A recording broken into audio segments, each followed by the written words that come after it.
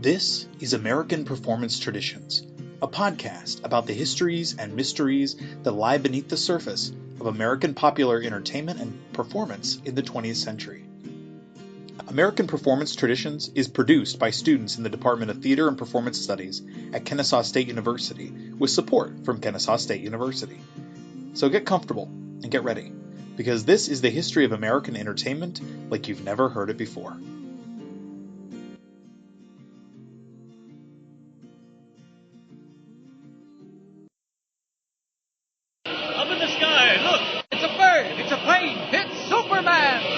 These famous words introduce each episode of the 1940s radio serial The Adventures of Superman, which first aired in 1940 and last aired in 1951.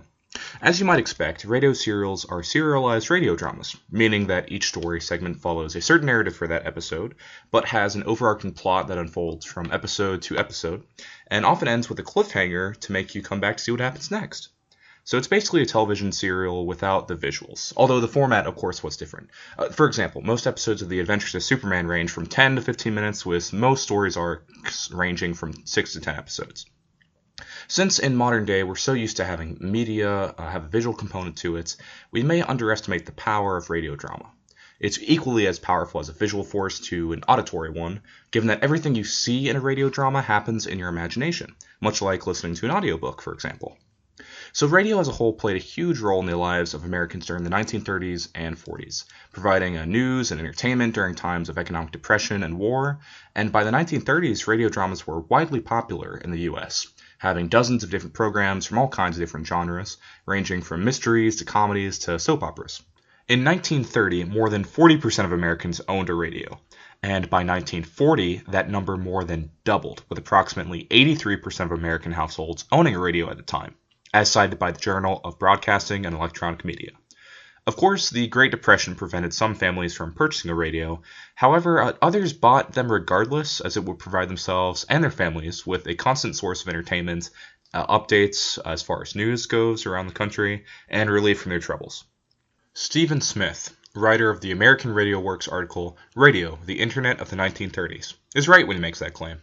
Radio really was like the internet of the 1930s, and there was nothing like it at the time. Speaking of which, at the time there was no character like Superman in American culture. First appearing in Action Comics #1 in 1938, Superman is a crime-fighting hero symbolized by his colorful tights, red cape, and S marked on his chest.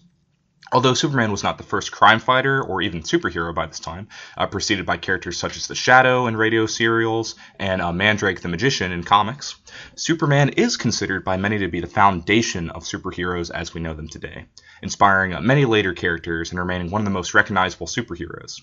Several factors helped Superman stand out amongst the other crime-fighting heroes at the time. One were his powers. Other characters with powers at the time, like the Shadow and Mandrake the Magician, for example, tended to have more mental hypnotic powers, whereas Superman's first powers were superhuman strength and bulletproof skin, which helped him stand out. His appearance also helped make him memorable. Many other heroes in radio and comics at the time were mysterious. They wore darker colors, they hid their faces, and operated in the dark, which was appropriate considering they were characters in mysteries and thrillers most of the time. However, Superman was the opposite. His vibrantly colored costume of blue, red, and yellow not only helped him pop out on the page of comics, but also let audiences know that he was meant to be seen and was unafraid of being known. Given that red and blue are two of the three colors of the American flag, also helped plant Superman as an American icon. And finally, Superman, even in his origins, is a Kryptonian, an alien race from the planet of Krypton, who was sent to Earth as a baby. Every other comparable hero in the 1930s were all humans. So now that we've gone through some context, let's talk a little bit about Superman comics, how they transformed into a radio serial. So as previously mentioned, Superman debuted in Action Comics #1 in 1938, and it was wildly popular, especially with children, of course. The first few issues sold over 500,000 copies, and within a year, Superman shifted over from Action Comics to his own comic series, appropriately titled Superman, which was written bi-monthly, as noted by Mike Benton in his book, The Comic Book in America, An Illustrated History. Les Daniels writes in his own book, Superman, The Complete History, that Harry Donenfeld, he was the owner at the time of National Allied Publications, which was the distributor of Detective Comics and Action Comics, he conducted a newsstand survey in 1940, and he found that children were asking for the magazine with Superman on it, rather than Action Comics. So it was at this point that Superman was put on every cover of Action Comics, and that the publisher was rebranded as an affiliate of Superman, rather than the other way around, as Superman as an affiliate of Action Comics. Henry Jenkins, the author of Convergence Culture, Where Old and New Media Collide, has theorized about the concept of transmedia storytelling and what it means. And he stated that it is the integration of multiple texts to create a narrative so large that it cannot be contained within a single medium. So transmedia storytelling isn't about replacing or changing previous content of a story, but rather building and expanding on it through the use of different artistic mediums and utilizing what makes that medium unique. So before Superman appeared in radio, however, he was brought into newspaper comic strips starting in 1939, a year after his debut. And in just 2 years, the comic strip appeared in over 300 newspapers across the country, including giant newspaper companies such as the Los Angeles Times and the Washington Post. And this is important to note as it was the first step in putting Superman into various kinds of mediums. A newspaper comic strip doesn't sound too different from a comic book, but the majority of buyers of comics in the 1940s were children, while the majority of buyers of newspapers were adults. Even if children were usually the ones who would read comic strips. This proves that there's potentially a larger mass audience appeal with the character of Superman between both children and adults. So the interlinked relationship between the comic book and comic strip boosted sales overall by introducing new readers to the comic books. Makes sense. And in 1940, DC Comics claimed that their overall profits for the character of Superman was $1.5 million. And that's in 1940.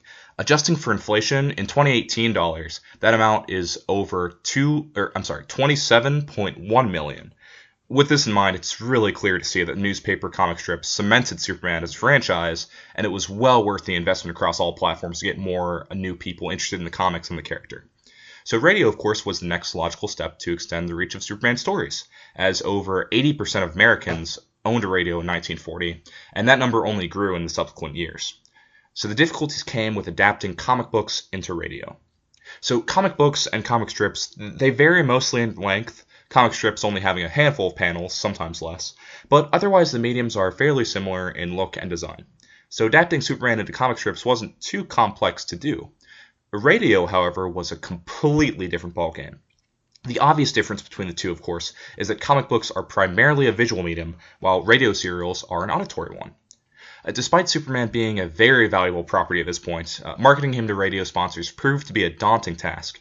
In his book, as mentioned earlier, Les Daniels points out that most major radio networks rejected a serial based on Superman because his comics had far too much to unload on adolescent listeners, such as the debut of the newspaper comic strip of Superman, shown him ripping off the wings of a plane full of criminals, leaving the plane to crash down in flames, of course, killing everyone inside. So in order to comply with the radio program's demands of censorship, Donenfeld decided to compromise by agreeing that Superman was forbidden to kill anyone, including villains, and this led to Superman being sponsored by Kellogg's Pep cereal, which was a rival to Wheaties at the time and was discontinued in the 1970s, which is why you don't see it or hear about it anymore. And Donenfeld also took it upon himself to mold Superman into a symbol of war propaganda in order to attract the largest possible audience to him by emphasizing the traits Superman has, such as courage, virtue, and American patriotism. So now we know the motivations of bringing Superman to radio, as well as some of the changes made to his characterization in order to be sponsored by radio. But what about the changes from one medium to another? How does one tell a story that's almost exclusively relied on pictures without using them? So the answer is by doing something completely different. The Adventures of Superman, the radio serial, use the characters introduced in the Superman comic books and the news strips. However, some of the basic information, some other basic information about Superman as well, aside from just the characters. But aside from that, the radio serial used their own stories. The radio serial didn't adapt any story outside of Superman's origin on the radio program, so that allowed them to have creative liberties in creating new characters, villains, and plot devices to be used. So some notable changes to the Superman mythos that are well known in the mythos of Superman today came directly from the radio serial. Some of those include the introduction of new characters like Perry White. He's the editor-in-chief of the Daily Planet, the newspaper company that Clark Kent, Superman's human alias, works at. And Jimmy Olsen, who is a young photojournalist at the Daily Planet, and he's a close friend of Clark Kent and Lois Lane, Superman/Clark Kent's love interest. And he had an anonymous cameo in Action Comics in 1938, so he technically predated the radio serial in appearance, but he was only introduced by name in the radio serial, so I would count that. And also, Superman's first appearance of flying was in the radio serial. Up until the radio serial came out, Superman could leap tall buildings in a single bound, but he couldn't fly. And this change was mostly made to make the serial more active and interesting. For example, whoosh was descriptive in telling audiences that Superman took flight. Like you heard the whoosh sound as he's flying. But finding a word to create the onomatopoeia of leaping is a lot more awkward and difficult. And not to mention it gave Superman the tagline, up, up, and away, for whenever he was about to fly. And finally, Kryptonite, which is one of the biggest plot devices in Superman mythos, was introduced in the serial in order to give villains a reasonable way to fight Superman, because they're otherwise unpowered, they just have guns or thugs, but Superman, of course, is bulletproof, basically, so there's not a whole lot of way for normal humans to fight him. But it also, aside from giving villains a way to fight Superman, it also allowed the voice actor for Superman, Bud Collyer, to take a break. So whenever Superman in the radio serials would encounter Kryptonite, he'd usually spend the next episode incapacitated with his groans of pain voiced by a substitute actor, which was pretty funny to me. And so as far as popularity goes for The Adventures of Superman, the show was listened to on about 3% of American radios in 1945 and 4.5% in 1946. So that doesn't sound like a whole lot, but as I mentioned earlier, around this time, over 80% of Americans had radios at this point. So 3%, 4.5%, that's still millions of people tuning in. So that's incredible. And this lasted, the radio serial lasted until 1951, so it spanned over 11 years with over 2,000 episodes in total. So as you can imagine, it was pretty popular.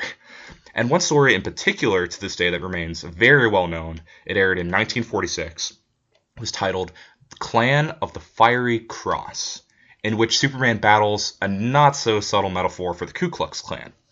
At the time, in real life, Stenson Kennedy, a human rights activist, infiltrated the KKK, and he was afraid that they had links to the government and the police. And he contacted the producers of the radio serial to strike at the Klan indirectly, to undermine them. And the producers eagerly agreed, since they needed new villains for Superman to fight against. And of course, there were many people who would rally behind the radio serial for doing something that's might be seen as brave or courageous, or at the very least, telling children about some real world issues like this to help them learn so they can be addressed. So Kennedy provided information like secret code words and details of Klan rituals that he found out during his infiltration. He told the writers about these in order to take away from the Klan's mystery. At the time, most people didn't know what the Klan really did or what they were about. They just, heard Ku Klux Klan and they pictured the white bedsheet wearing people. They didn't know much about what goes on inside the operations of the Klan. So the trivialization of the Klan's rituals and code words, which were put on the air in the Superman episodes that were about the Fiery Cross, they did end up having a negative impact on Klan recruiting and membership, and the leaders of the Klan actually denounced the show and called for a boycott of Kellogg's products. However, their efforts, as you could imagine, were unsuccessful. And I'd like to share just a short clip from that story. It's towards the end of the story where Superman stops one of the members of the Clan of the Fiery Cross from shooting Jimmy Olsen, Perry White, and a young, innocent baseball player on the same team as Jimmy Olsen named Chuck. That Riggs on that roof with a rifle. He's aiming at Perry White. He's firing. Got to stop that bullet. Away! Like a flashing comet, Superman streaks above the grandstand, then swoops down to snatch the whistling bullet just before it reaches the unsuspecting Perry White. Got it. Firing again. At Jimmy this time. Away! Coiling in midair, the Man of Steel straightens out and rockets across the diamond, seizing another leaden pellet from the air before it strikes Jimmy Olsen. Then, 2 out. Now for the third. Hoy! Swerving, Superman flashes to the pitcher's mound at the speed of light, plucks a deadly bullet from the air as it is about to strike Chuck. Then, without pausing, he soars up from the stadium to the roof, where Matt Riggs, a look of fury on his face, is about to fire his rifle again. Oh, no, you won't, Riggs. What are you doing? Strikes are out. I'll take that rifle. What the look, Matt, look! Superman! Right. Give me that gun, I said. No, I won't. Struggling won't help you, Matt. You let me go. Let me go. I'm going to kill You're all through killing, my friend, and you're all through with all your other dirty work. Come on, now. Under my arm with you. You too, mister. Now, let me go. I didn't do nothing. Tell that to the judge. All set for the city jail? Here we go. Up and away!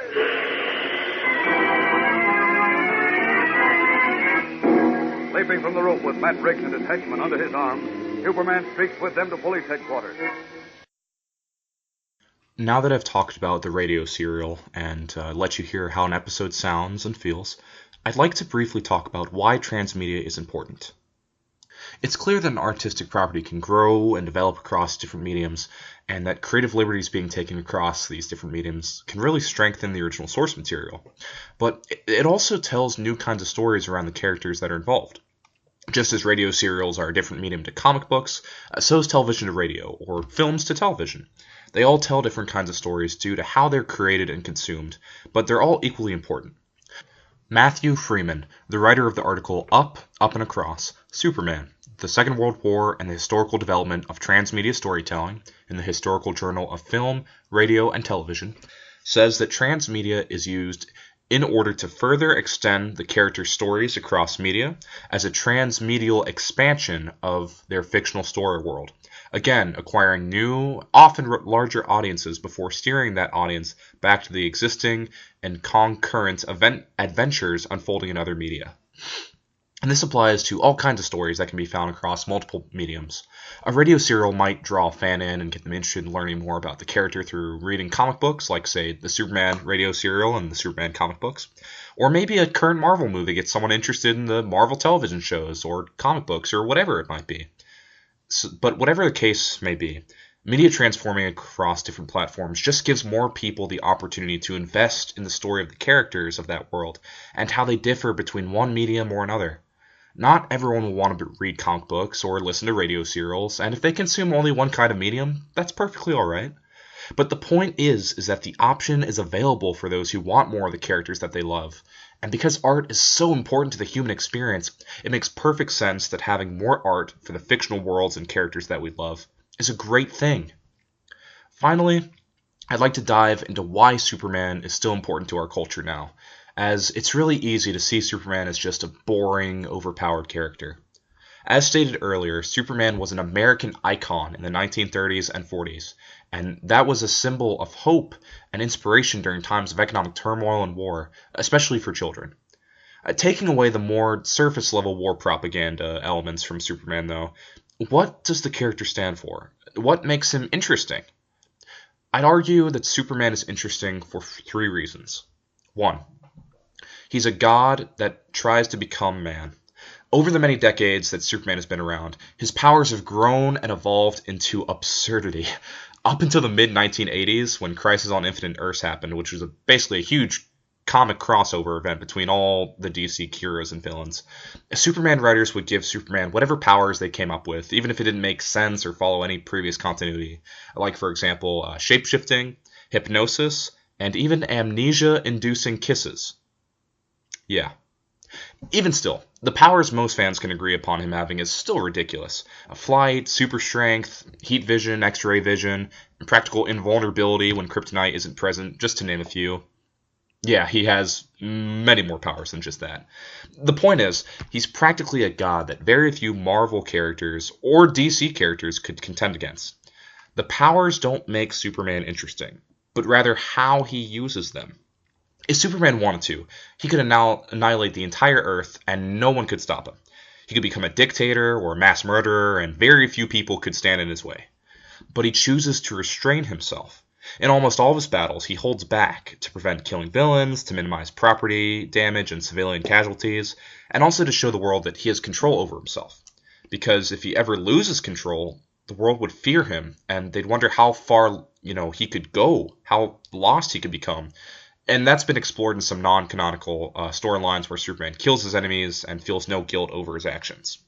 As the saying goes, absolute power corrupts absolutely.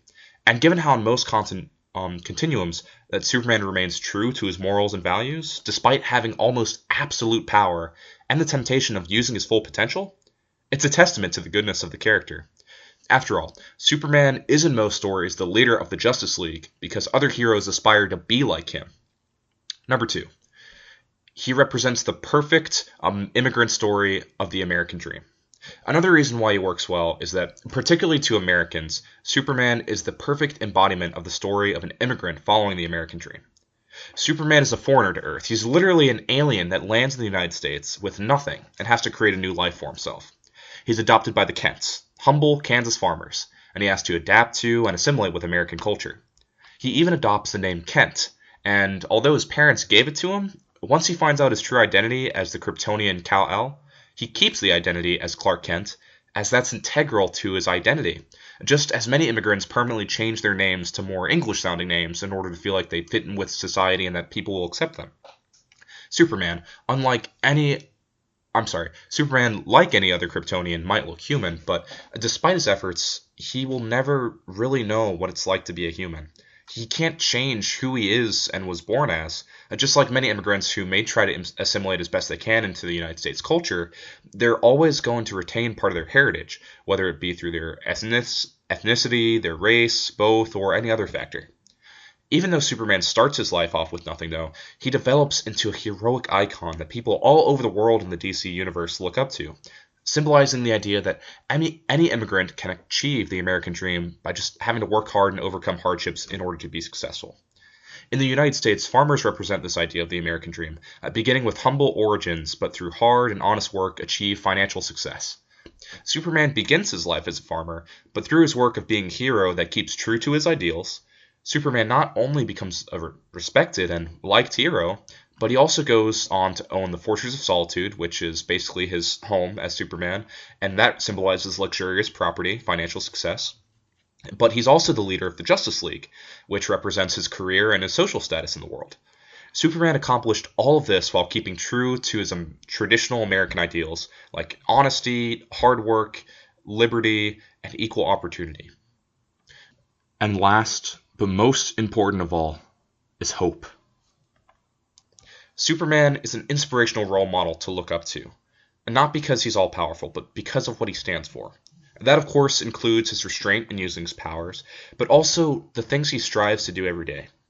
Superman represents the goodness that all humans have the potential for: compassion, sacrifice, and most importantly, hope. The large S on his chest literally is a Kryptonian symbol meaning hope. Superman has hope in not only his friends when they stray from the path of good, for them to come back to themselves and do good again, but also his enemies. Superman believes that all humans are capable of goodness, which is one of the reasons he tends to spare his enemies, no matter how horrible they might seem. How can someone judge whether a person is beyond redemption? That's what Superman thinks. There are certain instances where this ideal can be seen as childish and naive, and I completely agree with that. However, it is nonetheless respectable and honorable, especially given how bleak and hopeless life and people can seem sometimes. Superman is a character that embodies this idea of hope, and that's why he's so willing to sacrifice himself for the good of others, because he believes that others are capable of doing good. Superman is a reminder to all of us that you and I and everyone else around us can do good, and that we all can redeem ourselves, and that hope is worth believing in and fighting for.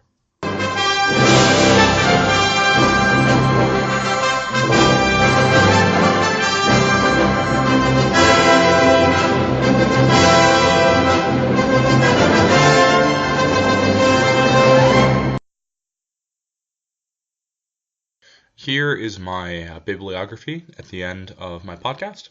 So first off, as far as sources go, I have Matthew Freeman. He wrote an article, Up and Across, Superman, the Second World War, and the Historical Development of Transmedia Storytelling, by the Historical Journal of Film, Radio, and Television, Volume 35, Issue 2, 2015. Next, we have a book, Ian Gordon's Superman, The Persistence of an American Icon, published by Rutgers University in 2017. Next, we have the Journal of Broadcasting and Electronic Media from June 2004. Next, we have another article, Henry L. Morse, Superman, Way Ahead of His Time, published by the Old Radio Times, number 80, July/August in 2015.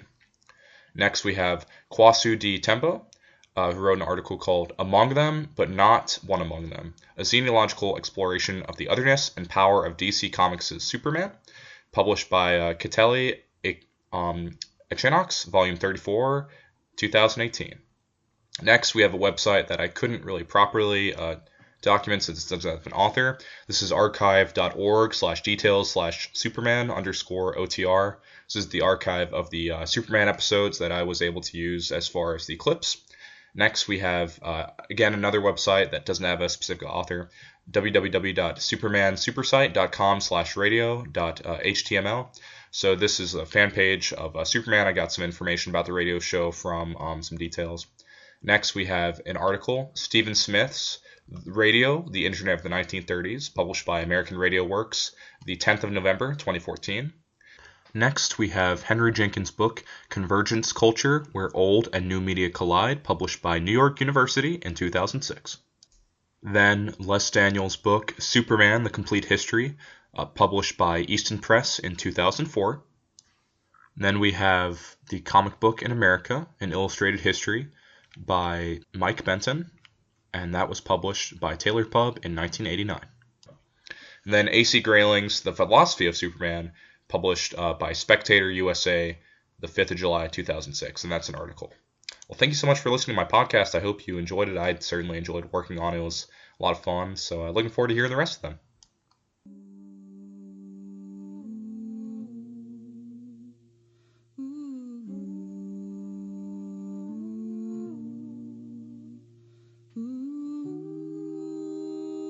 American Performance Traditions is a free, non-commercial educational podcast created solely for the education and entertainment of its audience.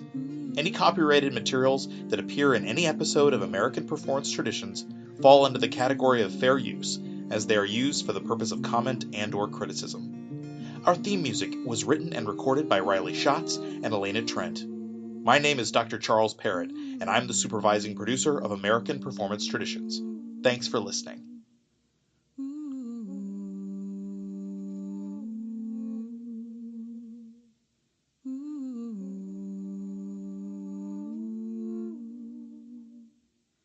Mm-hmm.